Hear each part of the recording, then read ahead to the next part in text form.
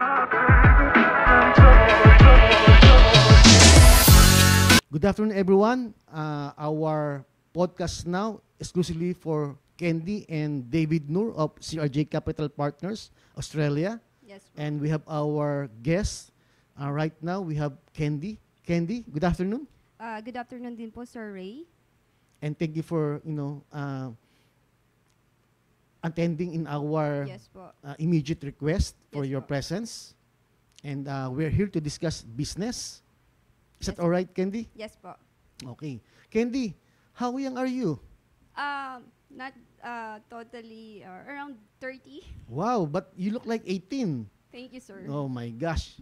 Anyway, we started with that kind of introduction just to have a little bit of relaxation, Yes a little po. bit of camaraderie. Because basically, we have just been into an hour and a half of podcast.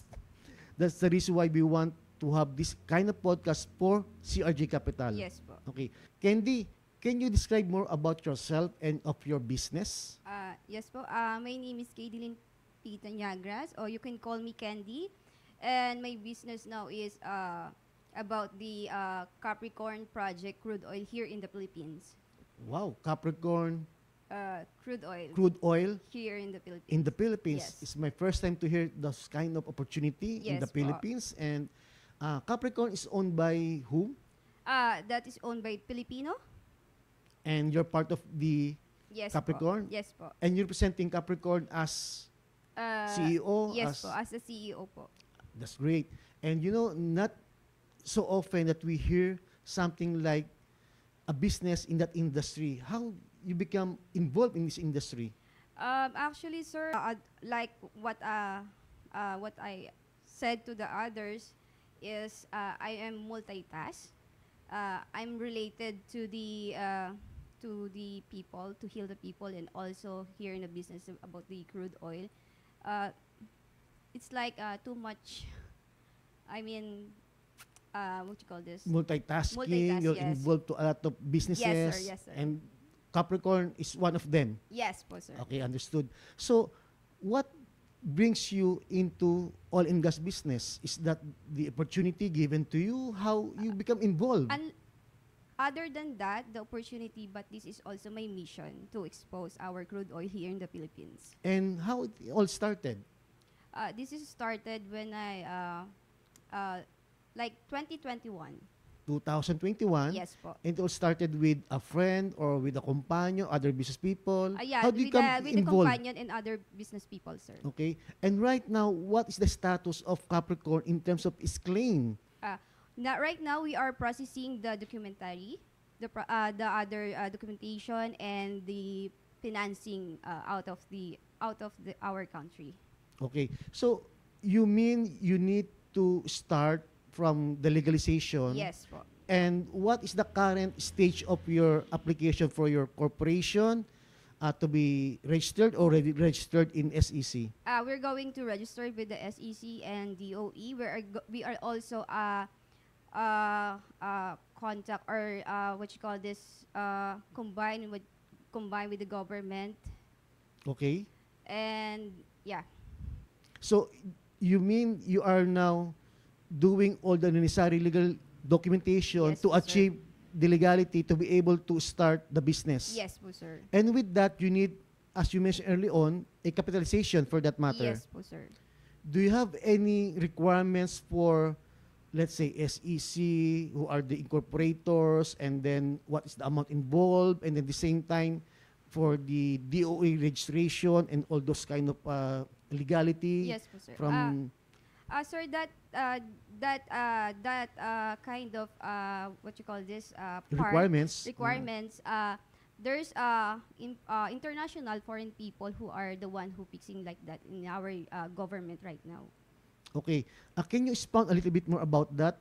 How the foreign people, as you mentioned, being involved Yes. in your company or in your mission? As I said before, for my last interview, the word now is shortage of oil. And we are here in the Philippines, we can help the global crisis.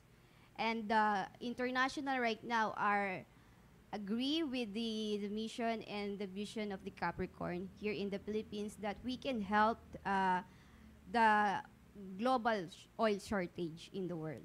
Okay. If that will be the case, the most difficult question to ask right now, what is the stage of your claim that there is a oil and gas in the Philippines? We are here in the stage that we have the analysis and we are fixing the documentation in the our government.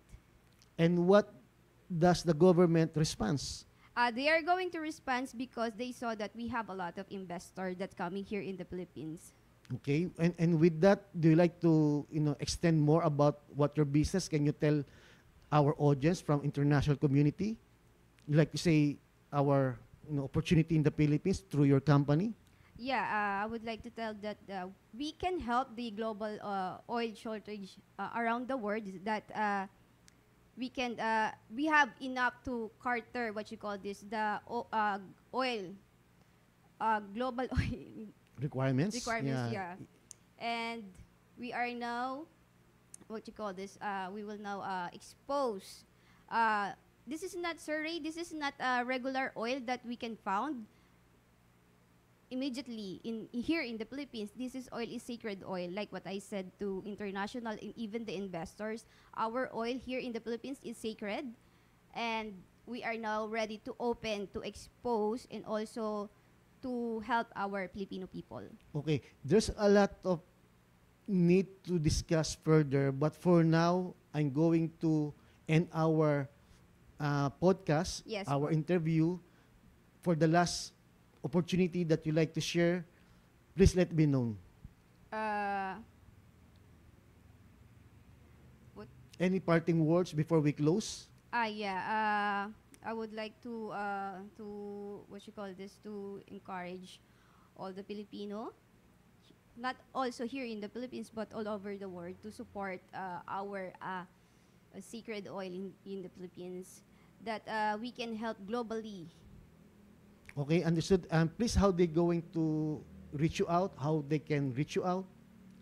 They can reach me out through my account, and also we have the investor. They are the one who will pushing me to international. Okay, and with that, I like to thank Miss Candy and our audience, and I like to say greetings to you, Mr. David Nur of CRJ Capital. And with that, Yes po. it's a good afternoon for us in the Yes po. Philippines. Yes po. Thank you very much, everyone. Thank you.